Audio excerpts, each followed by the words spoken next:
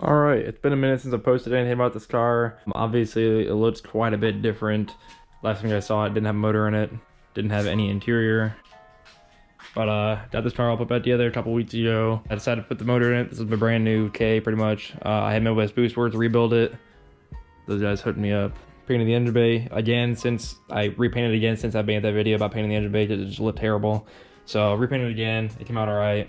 And this is the full setup. So the K is just fully rebuilt, has all new seals, everything. It's pretty much a 0 mile motor at this point. It's got the emissions delete, everything. I've got emission motor radiator with E-fans on it, and then an electric fan controller. Everything else is pretty much stock besides the lightweight drive shaft and White Bunny clutch in it now. So this motor is completely ready to go turbo. I even had them put on an oil drain for me. I don't know if you guys can see it down there, but it's on the oil pan, so once I get the turbo put on this car, it'll just bolt right up. I don't have to pull it off the pan and drill a hole for it or anything. So, yeah, here she is. Full interior, everything's beautiful. I flocked the dash. Got CarPlay in it and everything. Next weekend, I'm driving this car to Kansas for a drift event at Heartland Motorsports Park. Me, Solomon, and the other guys are driving our cars up there. So, I kind of want to prove that this car I built can make a 4-hour drive, drift, and then drive home. So, I gotta get this thing ready, but it's due for an oil change. I'm 1,000 miles into the break-in, so I'm gonna change it again before I go on the trip. I also want to flush the transmission fluid because this transmission came out of the flood car, and I put gear oil in it, so I want to flush that out for Redline MT90. I also just want to nut and bolt check everything. I just threw new tie rods on it, and I'm gonna get it aligned, and we'll be good to go because I leave Friday, and today's Tuesday.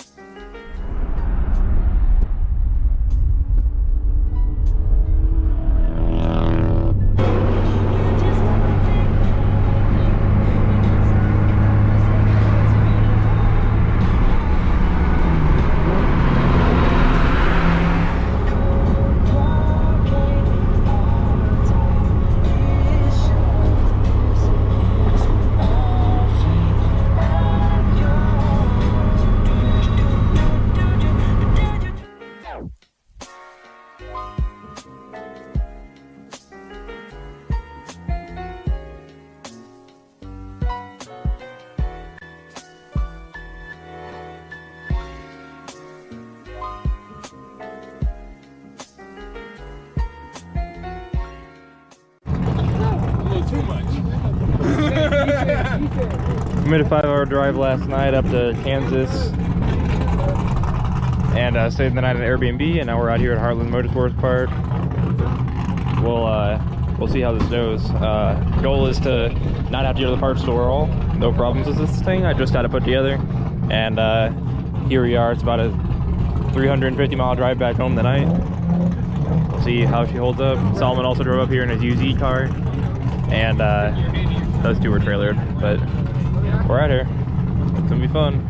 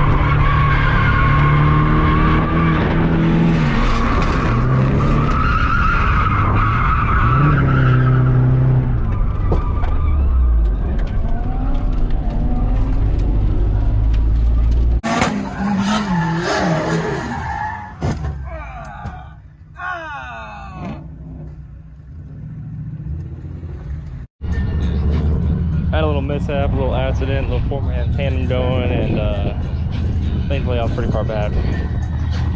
It's not misfit. Shame. But yeah, a little bit of damage, no big deal. But we're all wrapped up here. They're doing comp, and we're not gonna wait around. We want to get home before it gets dark out. So I got the 240 all loaded up. Still running perfectly, no problems. And we're gonna get going here.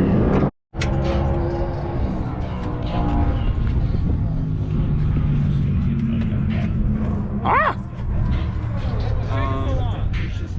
Bro, it's all the way in his bag.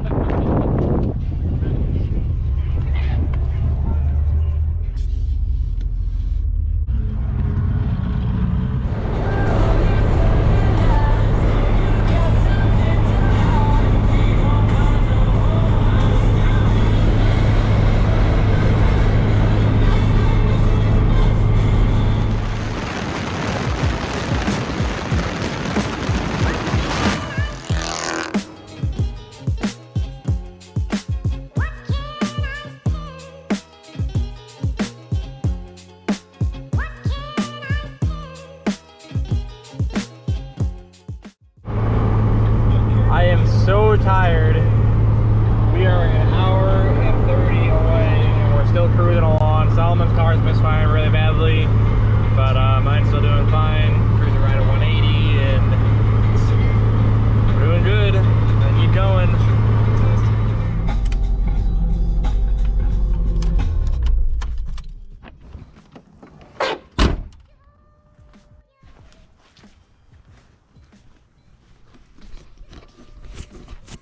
Alright, finally home. That was a lot of fun, and I'm glad I got to prove that I built a car that can drive 6 or 5 hours, drift, and then drive back home. But at the same time, that was brutal, and props to the people who do Drift Week. I want to never do that again. Goodbye.